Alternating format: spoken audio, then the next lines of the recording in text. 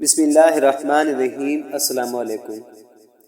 5 لاکھ احادیث کا نچوڑ۔ امام اعظم ابو حنیفہ رحمۃ اللہ علیہ کو 5 لاکھ احادیث یاد تھی۔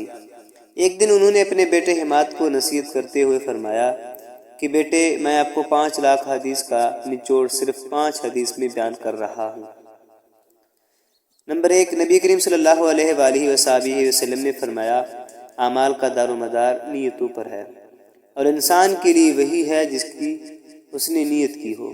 نمبر 2، نبی کریم خاتم النبیین محمد رسول اللہ صلی اللہ علیہ وآلہ وسلم نے فرمایا، انسان کے اسلام کی خوبی یہ ہے کہ لا یعنی فضول چیزوں کو ترک کر دے۔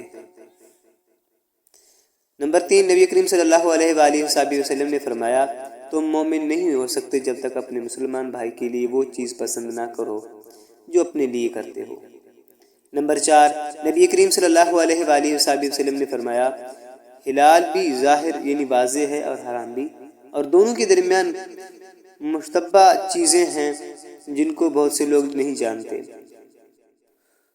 جو شخص مشتبہ چیزوں سے بچا اس نے اپنے دین محفوظ کر لیا، اور جو شخص مشتبہات میں پڑ گیا وہ حرام میں پڑ جائے گا۔ جیسا کہ چرواہا اپنا ریوڑ کسی کھیت کی باڑ کے پاس لے جائے گا تو عنقریب ایسا ہوگا کہ اس کا ریوڑ کھیت میں بھی چرنے لگے گا۔ بلاشبہ ہر بادشاہ نے باڑ لگا دی ہے،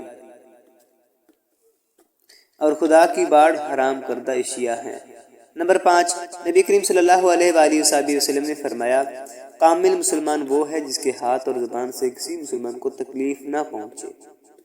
یہ 5 حدیث سنانے کے بعد فرماتے ہیں، بیٹا ان 5 حدیث کو آئینے کی طرح رکھنا اور اپنے اعمال کا ان 5 حدیث پر محاسبہ کرتے رہنا۔